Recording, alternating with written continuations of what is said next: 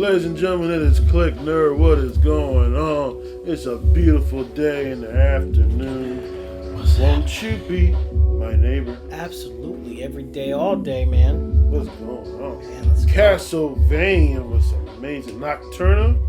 It was bumping, man. It was good. It was good. There was nothing I could say other than it was good. It was better than the first season. When you say the first season, do you mean no. Of like just comparing it to itself. Okay. Comparing it to I'm not. You're talking about Nocturne in general. In general, yes. Okay. I don't want to compare it to Castlevania yet because it's not done.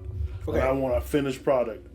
But everything that they're obviously paying attention. Everything they did correctly and whatever they did poorly in Castlevania, they fixed it. The story is revelating, like the Revolutionary War of France. Okay. So I mean, it's dope. I just think that little tidbit of it and like where they went with it, just to like let you know like the time jump from where they were previously with Castlevania, was kind of like with like the medieval time frame to like a revolution, period or whatnot. I guess Napoleon period or whatnot. So what I want to get at is you were introduced to Castlevania via the video games, right? Yeah, I played the first one on PlayStation. Well, not on PlayStation. It's on Nintendo, but I played it on PlayStation. I was playing Leon Belmont. He was the first Belmont. His girlfriend got captured, Christine. So what's her name? Dracula had her. Okay. And Alucard, that wasn't Alucard's mom or anything like that. This was a different woman entirely. So I was introduced via NES, Castlevania, and you had put me on game on who I was playing with. You were playing probably Richter, I think Simon though. Simon is what you said. So what I took away from Castlevania were the villains, right? So in the first season and this is not talking about Nocturne, the first season was it was a little different than what Nocturne was, right? I wasn't exactly sold on the series via the anime until Nocturne. Nocturne took it up a notch. It did. And so when I was introduced to Richter Belmont,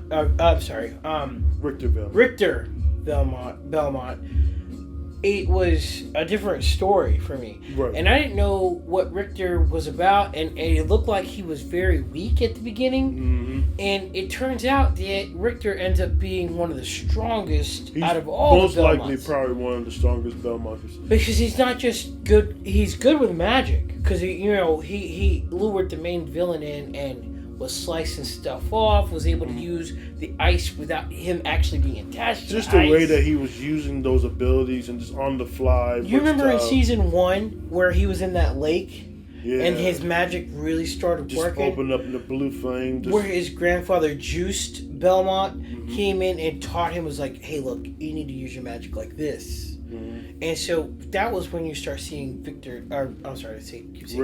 Richter grow. Right? So, but I want to go a little bit into the villains. So, how do you feel about the villains of season 1 and season 2 of Nocturne? Talk to me. I think it was a good evolution because she's still alive, isn't she? She still lived. Who are you speaking of? The main villain or the main villain with the flame curly hair. So what was her name? Okay, so there's Drolta, which was the black chick with the hair, right, with the pink hair, and then you have she was obsessed with giving her queen resurrected. Right, and then you have Esbet. So Esbet is the one who she wanted to anoint. Powerful. Yeah, and so she was an old school vampire, the first one that Drolta found, and wanted to give Esbet, I think that's how you say her name, the power of Sekhmet, which was a ancient deity, Egyptian deity. And she wanted to see if she could take Sekhmet and put her inside of Esbet. And so Drolta decided to become a disciple of Sekhmet and try to put her inside of a human host body that was a vampire. And the whole time, I'm looking at the villains and I'm thinking to myself, Drolta's the main villain. Yeah.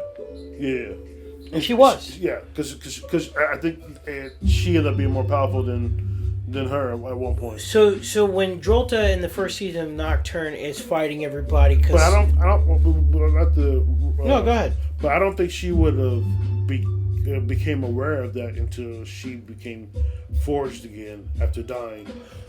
Correct. So that's what I was leading to. So when she was fighting in the first one, because Esbeth said that that you were my minion, you were my. She said that to Drolta. Mm-hmm. She says that you do my bidding because Drolta put her in that pedestal, right? Mm-hmm. Even though Drolta gave her that power in the first place. Yeah, she gave it to her. She seeked after her. Because she wanted her to be the new Sekhmet. She did everything to sacrifice to try to find her. But then you realize that really the story is really about Drolta. And her evolution of trying to bring back Sekhmet. Drolta, to me, you see her evolution from trying to become a follower to a god herself. To a god herself. And the reason I knew she was so powerful because she was able to take on Alucard in the first season of Nocturne. And then not only that, she was kicking everybody's ass. Then you realize she's such a powerful force. Mm-hmm. It wouldn't have been the same without her in the season 2. And that's when I picked up on that. So they needed people to be resurrected, right? They were resurrecting all these dead things, the forger. To awaken something in them to make them more powerful. So I picked up on that to say that, okay, so Drolta is going to end up coming back because she was such a big part of season 1. She was the wheel.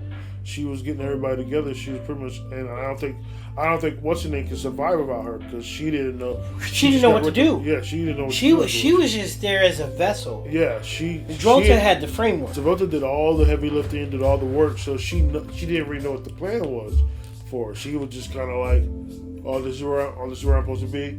Oh, they're coming at us. Okay, I need to kill these. And then Drolta's evolution of realizing, oh wait, I'm the main character.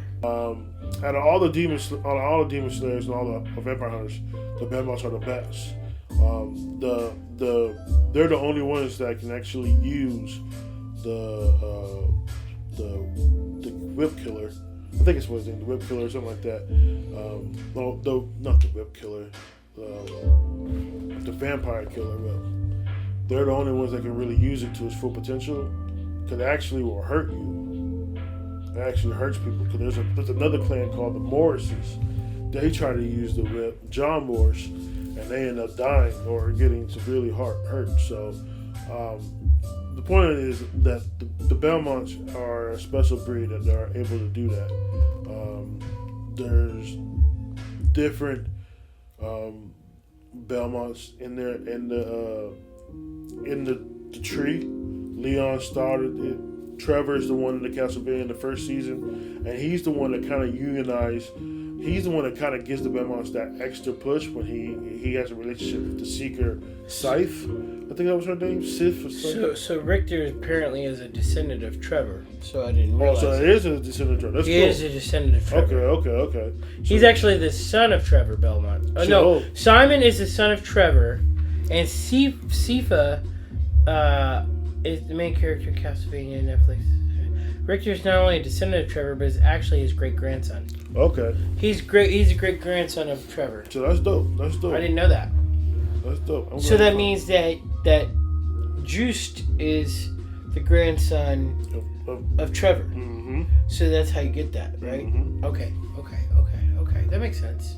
So the crazy thing about the hero or the Belmonts, right? Mm-hmm. You also have they're a fun bunch. Look, I'm gonna go ahead and I'll give it an 8.5. Okay. I don't know what I ranked the earlier Castlevania, but again, it is still early. They still have 2 more seasons. So you're saying there's more to come? Oh, I think so. They have to do at least 4 seasons, just like they did. I'm gonna give it an 8.5 as well. Expand on this real quick, and then we'll bug out. How about Alucard? I said, well, do you see Alucard becoming a new Dracula? Because he was throwing those hellfire balls out. Yeah, he was doing a lot of his moves. that he was. He actually does a lot of those moves in the video game. That was like him and Just Steve when he did the whole blade throwing thing. Okay. That was in it when he did the whole ice and the little spiral ice things coming up. So all those moves that like a lot of those signature moves that you saw in the game. Well, no, those are just they're in the game. They're actual commands. Moves that you can do in the game. Okay. So yeah. Those hell balls were crazy. Yeah. Like by the way, did you see Richter bounce that hell ball off of him? He did like a volley off of it. Yeah, volleyball. And he bounced it into like a building. I was like, oh, Richter is nothing to play with. He's the strongest Belmont, man. I didn't see that coming because he looked like the weakest to me. Yeah. And I thought Juice was gonna die, bro. I thought he was too. I thought the whole time I was like, Juice gonna die. But no one really died, really. Olrox. He was dope. I thought he was dope the whole time. You think him and Richter? You think that he'll kill? Richter no, will kill him? I think Richter's gonna come to peace with Olrox because if it wasn't for Olrox, Richter wouldn't have become who he is. Yeah. So without his mother, Richter wouldn't have been that strong. Mm-hmm. He wouldn't have set out Juiced. Mm-hmm. He wouldn't have been on this path. Really, Olrox set him on this path to become who he is. That's true. So you asked me, will things get bigger and will they evolve? You remember from the first season, he got more equipment, he got more powerful. Mm-hmm. He had 2 whips. He had the Morning Star, then he had the Vampire Killer whip. Mm-hmm. So in this one, we've seen the evolution of his strength. They haven't even pulled the Morning Star, the little chain. Oh, they haven't pulled that out yet. Okay. They haven't pulled out. So they haven't pulled out the big guns for the ending of it. And they still got to fight whatever that shadow cloud. That shadow thing. That Satan, death, or whatever it is. It's going to probably resurrect Dracula because at the end of the day, Dracula does always come back. He dies and he always That's why he's Dracula. Man, check out our video, our shorts for this particular topic. You get to see some good fight scenes in there. You get to see that Richter, that final slash. You know, I mean, you get to see Richter turn ice. You get to see his punches because when he was punching, what is her name? We only missed her name. Drolta. Yeah. So when he's punching Drolta, he's not just hitting her. He's infusing her with his power. Like she starts cracking. Oh yeah, when she started cracking. See, I don't think anyone's ever done that before. Like I said, Richter's doing things that when he headbutted her, she cracked. Yeah, it's like he gave her some of his energy to her. Yeah.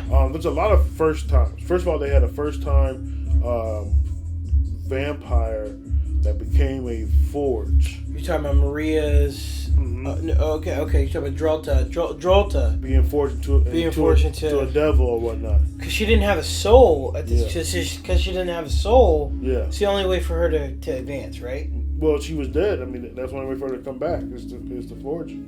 So that was the first time that ever happened. Alucard getting his ass whooped. I mean, even though his dad gave him hand soup, but most of the time after his dad died. I was really surprised to see how much he got handled. Anyway, click nerd, baby. That was good. I love the energy on this one. That was a good one. I did too. All right, man. Peace.